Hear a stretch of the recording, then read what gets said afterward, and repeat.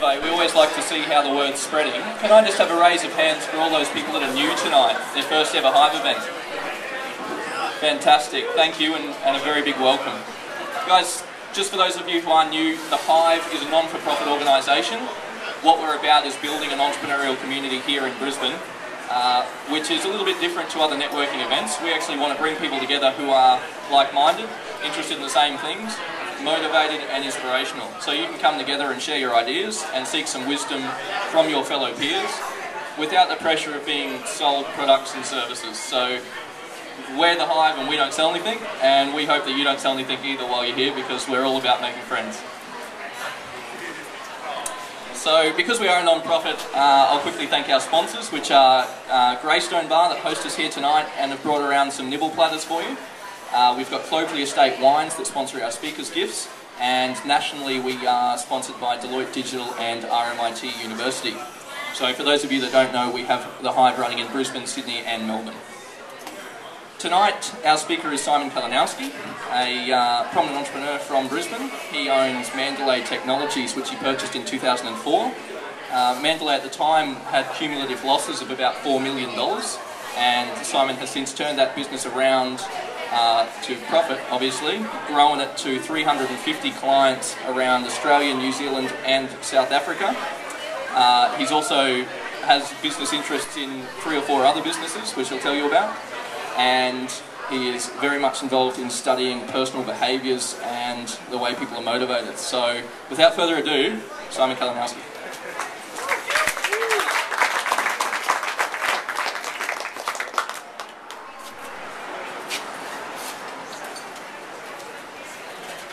Good evening, everyone. Can everyone hear me all right?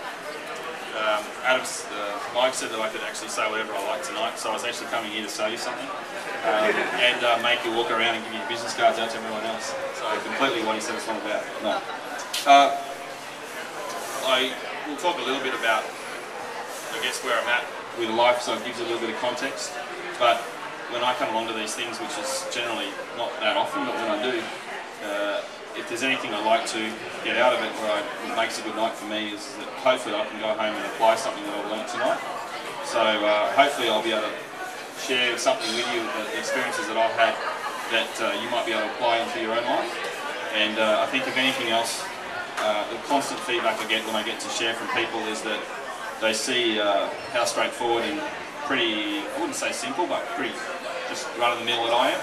So that if I can do it, then pretty well any of you can. So hopefully it'll give you a bit of confidence to go and take the next step on your journey.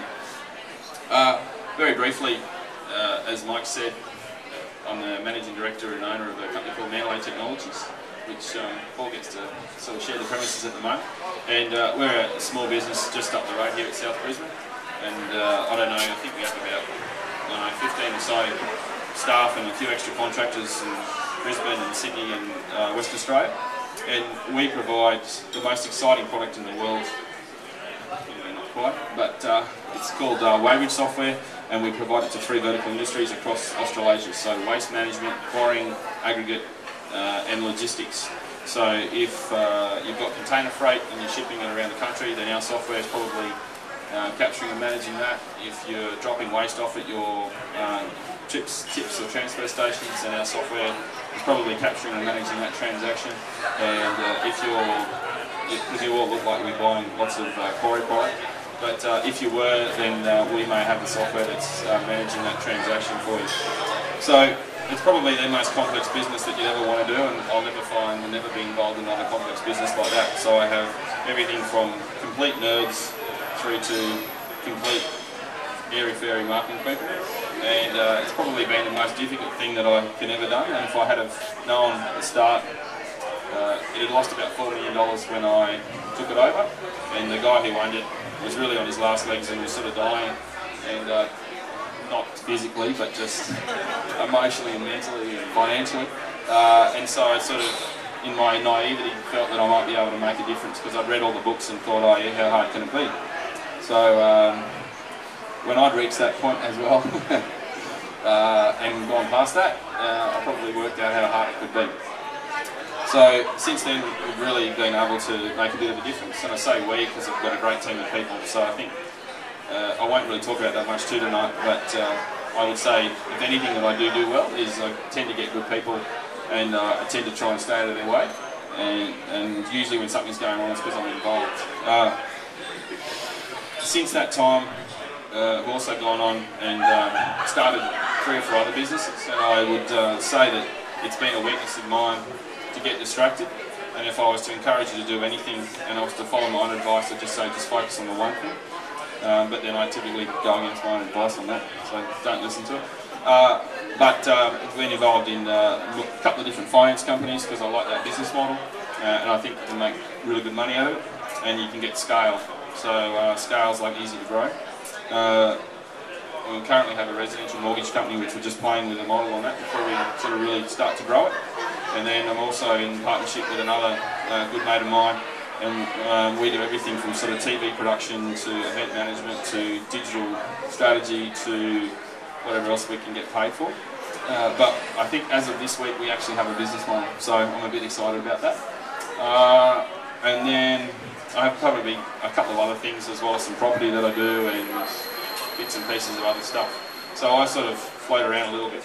Anyway, for the context of what I want to share tonight, which I'll keep pretty simple, if I think back to when I was 20, so when I was 20, I failed school. I had really low morale, so I was really in a suicidal pattern every 6 to 8 weeks, if I was to be really blunt. So I was almost ready to top myself every couple of months, which is a really healthy state of affairs. And I had no money, came from quite a poor family, and we were really, actually really strong conservative Christians. So I thought that I was supposed to find a job, get married and live happily ever after. And you can do that, but never really fitted for me. And failed school, went to uni, was a real failure at university, and really didn't know what I was going to do with myself at 20. So that's sort of at 20. And I had some really bad behaviours in terms of, obviously, self-beliefs, or limiting beliefs, and a real attitude problem with life. And then now at 32, probably am blessed with a really high quality of life. I'm blessed with a real abundance of amazing opportunities to work in. I've got plenty of problems, and I'll spot problems in anyone. But I've got a really good approach, I think, to things, and I really get a lot of enjoyment out of life, and I have a lot of wonderful people to share it with. So the 3 things that I wanted to share with you tonight was, when I was talking to someone about it today as to what I might talk about tonight, was I sort of really struggle a lot of the time to try and work out what I do well. So a lot of people, they can say I'm a really good salesperson, or they can say I'm a really good programmer, or I'm really good at managing people, or I'm really good at finance, or all sorts of things. And if you ask me, I probably struggle to work out, or to define what that is, which means I tend not to be able to have to do too much at work, or try to avoid it. But in a more serious note, one of the things I really had to do is I've really tried to invest in myself. So when I started out, and even now, and you can talk to me any day of the week, and I'm aware of something that I'm not where I need to be. So I read a lot when I was younger, and I really went, I need to invest in myself. So the 3 sort of messages that I wanted to share out of tonight were very much around investing in yourself. And if you have questions along the way, just put your hand up and I will happily stop, because I will come back to where I'm going. So the 3 things, as I said, that I felt that I've done, that I'd like to leave you with you tonight, was one, very much my behaviours. So if I go back to when I was younger, and I would happily sit down with anyone here tonight and probably in about 5 or 10 minutes work out some of the behaviours that are limiting you and what you're wanting to do. I really work at understanding who I am, how I work, how I do work myself in order to achieve what I want to achieve. And then I really go about changing that. And I think I'm very, very honest with myself around the things that I do well, and also the things that I do really poorly, and the areas of my life that are really ugly. So if anyone here in the room is, or here in this space is perfect and, what's the word, doesn't have anything they need to change, fix or improve, then you're doing well, very well. I have a long list of stuff that I still need to work on, but I know that it's very much, it's a central part. And if you look at, I really think business and entrepreneurship and going out and taking control of your life, as someone said, or taking charge of things, is a brilliant test for all those areas of weakness that you want to hide. So when you stay in employment or you stay and you blame someone else for your problems, you can always hide those areas that you might be deficient in, but when you're the person that's responsible for everything, all of a sudden, all your weaknesses. So if you sort of struggle with confrontation, you get plenty of confrontation. And if you struggle at sales, then you have to learn how to sell. And you have to do all those things. So you get to face those things. So I'd really say to anyone here tonight to very much focus on understanding yourself, really having a really good, consistent, ongoing dialogue with yourself, and building people around you which support that, which is sort of my next point. Next thing that I think that I've done well is that I grew up in the country and I didn't know anyone in business when I was 20, and I didn't really have any close friends that I associated with or that I related to. And now at 32, once again, I would consider I have a fantastic network of both professional friends and mentors, and I have some amazing, really famous people that I get to talk to on a weekly or a monthly basis who are very successful in business, and who also, it's a two-way relationship, so I share with them as they get value from me, as well as sort of, vice versa, the value transaction is. And then also personally, is to really watch and develop that. So I would say, if anyone, this is pretty brutal, but if anyone is unhappy with their life and is really unsatisfied, then I would start to really look around, as well as at yourself, look at who you hang out with and who you spend time with and what you do. Because the classic example, I've had 2 awesome deals come my way from my friends this week that I haven't had to do anything with, like literally nothing. They just come to me because I relate to those people naturally.